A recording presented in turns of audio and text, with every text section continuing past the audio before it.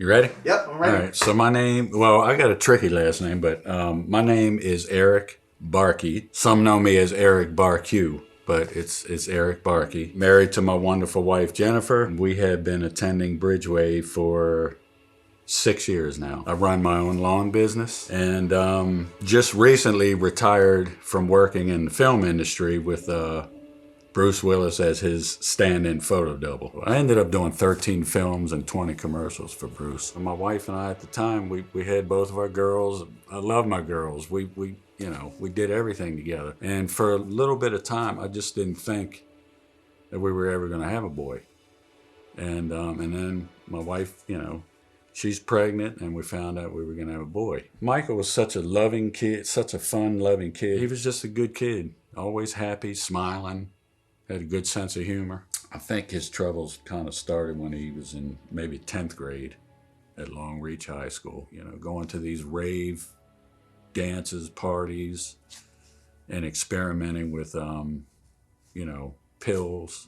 He had anxiety issues and he had depression issues. And, they prescribed him some, anti-type anxiety medications. And that's something that, I think was really part of the problem that got him hooked. I was woken up at night, my wife and I heard this loud thud right over here. So I came down here and I had found him like passed out on the floor. So there was several occasions after that for the next year or so, just a real hard place to be in when you see your child struggling. I felt helpless. Like it was such a weight for me to carry. I wanted to help him. I just didn't know how to help him. I'd pray often and pray hard for him. He would get into a rehab and then he would stay in a sobriety home, and as long as he was there, then I was at peace. And I know that he was clean, and I know that he was doing the right thing because he was held accountable. As long as I heard his voice, I was all right. The night that it happened, I think about it from time to time. I remember laying in the bed and I was almost asleep, but then something came over me to like a thought like, man, I haven't prayed for him in a couple of days. I need to go in the other room and pray for him. So I got up, went in the other room and prayed, came back, got in the bed, and just fell asleep.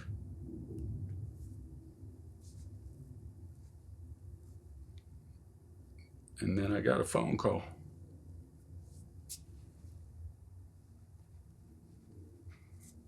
Yeah, I got a phone call from my oldest daughter. My wife and I got in the car. She drove. We sped out to Frederick and went to the house that he was living at. I wasn't any good, man. I fell on the ground and was crying out to God.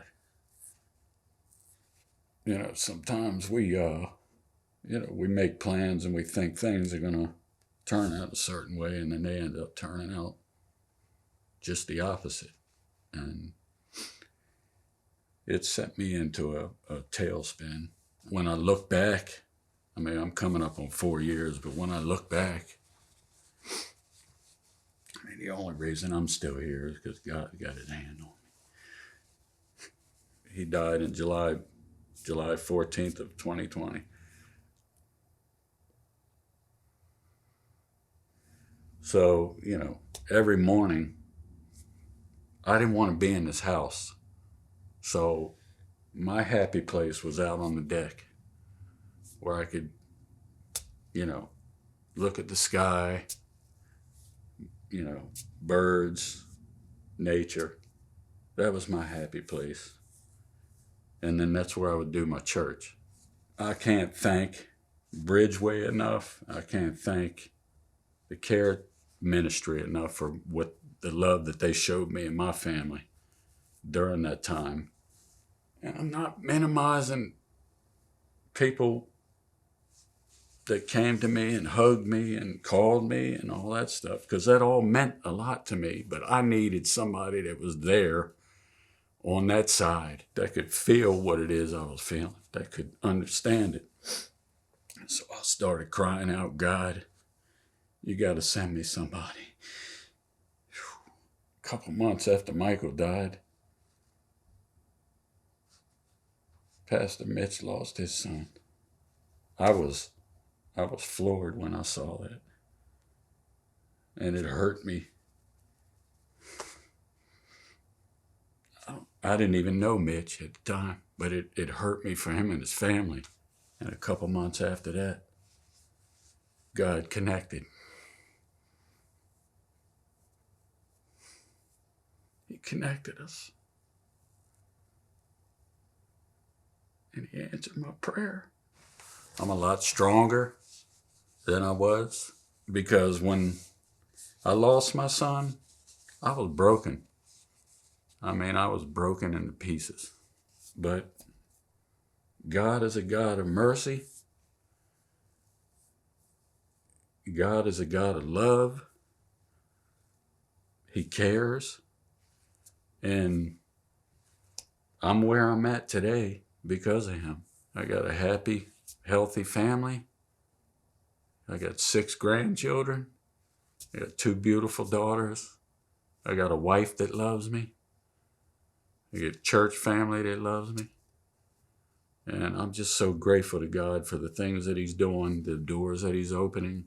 I give him all the thanks and praise, and just grateful to have him in my life. So.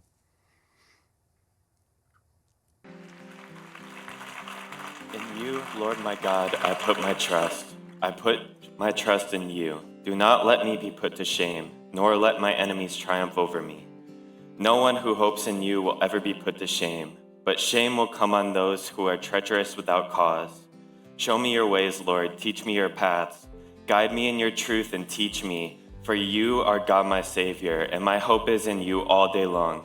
Remember, Lord, your great mercy and love, for they are from of old. Do not remember the sins of my youth and my rebellious ways. According to your love, remember me, for you, Lord, are good.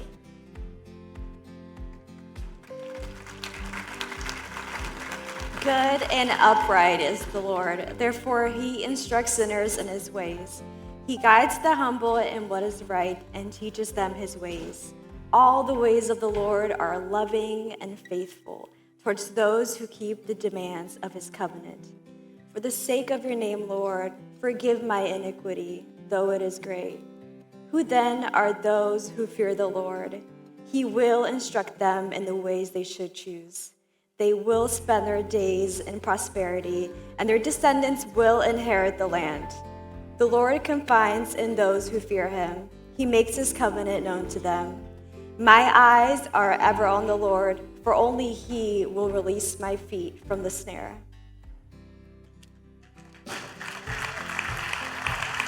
Turn to me and be gracious to me, for I am lonely and afflicted. Relieve the troubles of my heart and free me from my anguish.